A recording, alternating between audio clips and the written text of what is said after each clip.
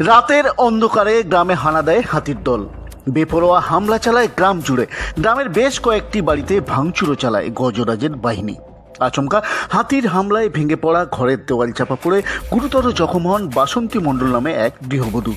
খবর পেয়ে তড়িঘড়ি দুর্ঘটনাস্থলে পৌঁছয় বন দপ্তরের কর্মীরা। তারা গ্রামবাসীদের সাথে নিয়ে হাতিগুলিকে তাড়িয়ে আহত বাসন্তী দেবীকে উদ্ধার করে প্রথমে বড়জোড়া সুপার স্পেশালিটি হাসপাতালে ভর্তি করায়। তার অবস্থা অবনতি হলে তাকে বাঁকুড়া সম্মিলনী মেডিকেল কলেজ হাসপাতালে স্থানান্তরিত করা হয় এবং মঙ্গলবার ভোরে চিকিৎসারত অবস্থায় মারা যান তিনি। ঘটনাটা কি হয়েছিল? ঘটনাটা রাত্রিরে 2টার সময় একটা হাতি আমাদের বাড়ির ভেতরে ঢুকে পড়ে এবং কাকিমা পাশে শুয়েছিল, কাকুও ছিল।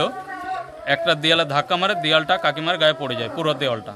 আচ্ছা, কাকিমা, কাকু আর ওনার ছেলে আমাদেরকে ডাকে, আমরা আসি, কাকিমাকে পাশের ঘরে নিয়ে আসা হয়। তারপর গাড়ি করে বড়জোড়া সুপার স্পেশালিটি হসপিটালে নিয়ে যাওয়া হয়। আচ্ছা, সুপার স্পেশালিটি হসপিটালে তারপর থেকে রেফার করে বাঁকুড়া নিয়ে যাওয়া হয়। বাঁকুড়াতে ভোর 4টার সময় এক্সপায়ার করে। আচ্ছা। বিষয়টা বন দপ্তরে পুলিশকে জানানো? হ্যাঁ, পুলিশকে জানানো হয়েছে, বন দপ্তরকেও জানানো হয়েছে। বন দপ্তর এসে আমরা ছবি তুলে নিয়ে চলে গেছে। আচ্ছা, ওরা ব্যবস্থা করুক এটার একটা। যে মারা গেছে আপনার কে হয়? আমার কাকিমা হয়। কি নাম ওনার? বাসন্তী মণ্ডল। বয়স কত হবে? বয়স 46 বছর। আচ্ছা, এই যে লোকালে হাতি বারংবার ঢুকছে এবং মানুষের মৃত্যু ঘটছে, এই বিষয় নিয়ে কি বলবেন আপনারা? এটা তো খুবই খারাপ জিনিস হচ্ছে। এখানে হাতিকে যাতে এখানে এলিফ্যান্ট জোন করছে, কেন করছে? এটা এলিফ্যান্ট জোনের এলাকা বটে কি? এটা করা হচ্ছে।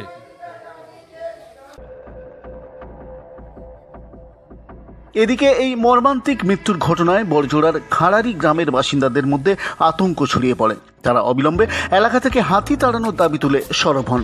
বড়জোড়ার প্রাক্তন বিধায়ক আশুতোষ মুখোপাধ্যায়ও হাতির হানা ঠেকাতে প্রশাসনকে আরও তৎপর হওয়ার দাবি তুলেছেন। আমরা এখন খুব আতঙ্কিত যেভাবে হাতিতে বারবার করে এই এলাকা, বিশেষ করে খাড়ারি, সাতজোড়া, শালকুয়া, নতুন গ্রাম, সিদলা, পাবয়া, ডাকাসিনি, ফুলবেড়িয়া, লালবাজার, পুস্তড়া, মিরিশা, জাম্বিদিয়া, তালাঞ্জুড়ি, বেজুড়ি, এই সমস্ত গ্রামগুলিতে বারবার করে হাতির যে আক্রমণ, এই হাতির আক্রমণ আগে ছিল একরকম, এখন হয়েছে অন্যরকম। এটা মূলত হচ্ছে ফরেস্ট ডিপার্টমেন্টের উদাসীনতার ফলে আমাদের এই এলাকার মানুষ ক্ষতিগ্রস্ত এবং আতঙ্কিত। গতকাল রাত্রি 2:30টার সময় বাড়িতে ঘুমোচ্ছিল, সেই বাড়ি ভেঙে ঢুকে বাসন্তী মণ্ডল, স্বামী বংশী মণ্ডল, তাকে নৃশংসভাবে হাতিতে মারে এবং বাঁকুড়া হসপিটালে ভর্তি করার সাথে সাথে সিটি স্ক্যান করতে গিয়ে সিটি স্ক্যান করার সময়তেই সিটি স্ক্যান করার আগেই সে মারা যায়।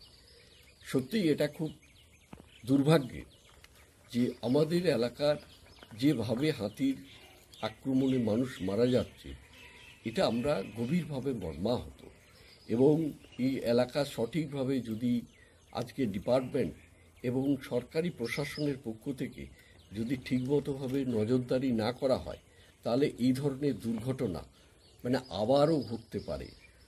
আমরা প্রশাসনের কাছে আমাদের আবেদন থাকবে যে এই হাতির মুভমেন্ট সম্পর্কে তাদের সম্পূর্ণভাবে সচেতন থাকা এবং হাতি যখন যে এলাকায় যাবে, অন্ততপক্ষে হাতি বন এলাকায় ফসলের ক্ষতি করে মানুষ তবুও সেটাকে সহ্য করে, কিন্তু এইভাবে ঘরের ভিতরে ঢুকে হাতিকে যদি মারা হয়, এই ধরনের যদি আক্রমণ হয়, এই আক্রমণের হাত থেকে বাঁচার আর কোনো উপায় থাকবে না মানুষের।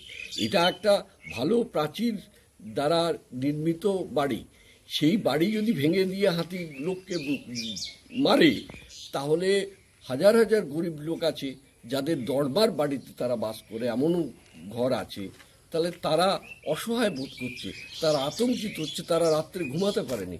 এই এলাকার মানুষের যাতায়াত সন্ধ্যা 7টার থেকে যাতায়াত বন্ধ হয়ে যাচ্ছে।